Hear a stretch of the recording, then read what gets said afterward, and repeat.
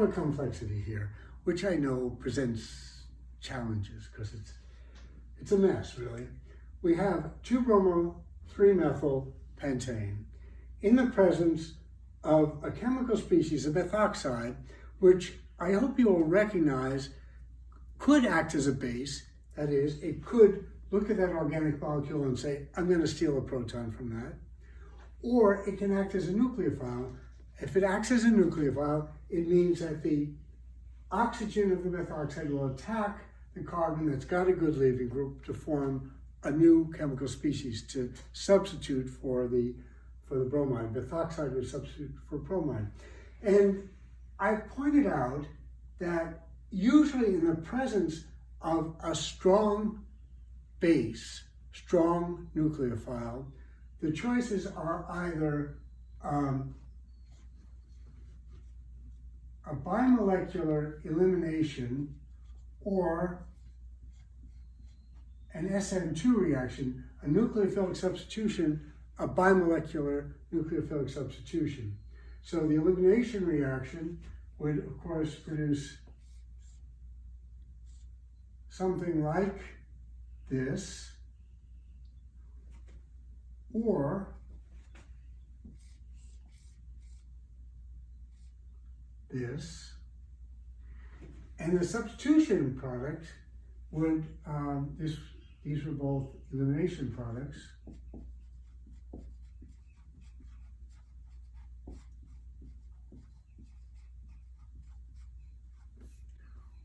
or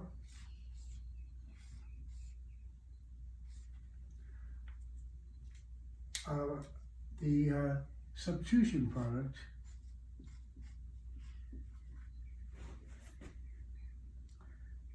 all these things can happen, which makes it messy. Now, those are just the bimolecular reactions. Now, let me alter things a little bit. Consider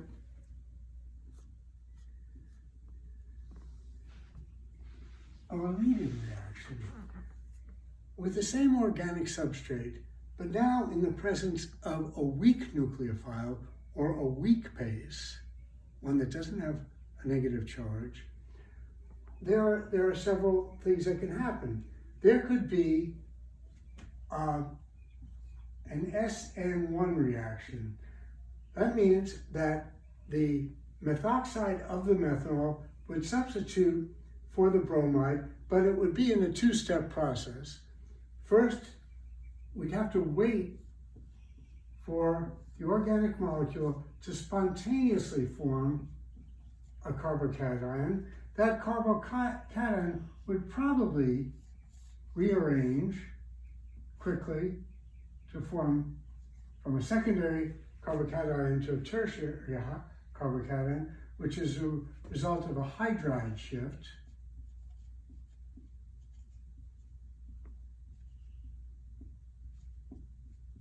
We just say it's a rearrangement. In the SN1 reaction, the first step, we'd wait around forever for the bromide to be lost. When the bromide is lost, we have a secondary carbocation. Rather promptly, the secondary carbocation rearranges to be a tertiary carbocation. And that tertiary carbocation, if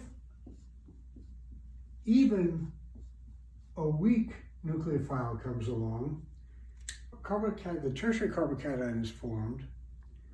A methanol now gets around to forming a bond to that tertiary carbon. We get OCH3H carbocation. And when that loses a proton to solvent, finally we get the product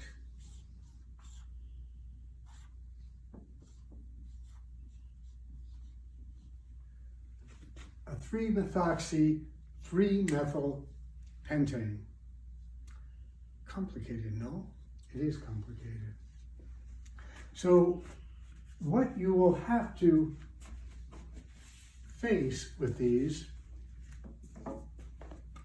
when you're presented with a condition like this, we've got an alkyl halide and a weak nucleophile or weak base, it's a number of possibilities. There could be a substitution reaction, but it would be an SN, a unimolecular SN1 reaction. In other words, we'd have to wait for that to form. There would be a rearrangement.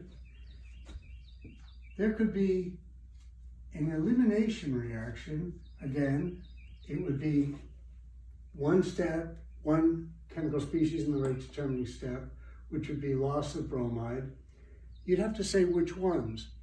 In general, when you are presented with an organic molecule in the presence, let's say, of, in general this is, you've got an organic halide in the presence of a chemical species that may act as a nucleophile or as a base. There are a number of things that can happen. And you've got to first say, is the chemical species, nucleophile or base, strong or weak? Which generally means, does it have a negative charge or not? And you have to say, well, if it's strong, then I have bimolecular reactions. And if it's weak, I've got unimolecular reactions. And then you've got to consider whether, what the possibilities are. First, weak or strong, your first question.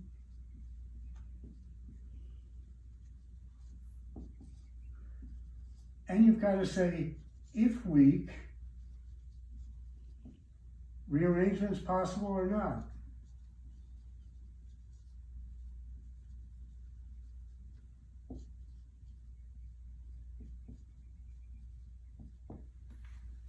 So you've got this messy kind of condition. You've got a condition which might be a bimolecular substitution. In different conditions, it might be a unimolecular substitution. In different conditions, it may be a bimolecular elimination, or it could be a unimolecular elimination reaction. It's a very bad design, synthetic design, if you've got all these options, because all of them can happen. It's inherently messy. And when we design an experiment, we don't want to get a mixture of products. Sometimes we're stuck with that, but we certainly don't design it to be weak. So we'll design more carefully. And when I give you questions on this, I will perhaps once in a while give you a purposely bad choice, like this one. But more typically, the design will be so that one outcome is really preferred. And you'll just have to be able to recognize that. It's not that hard.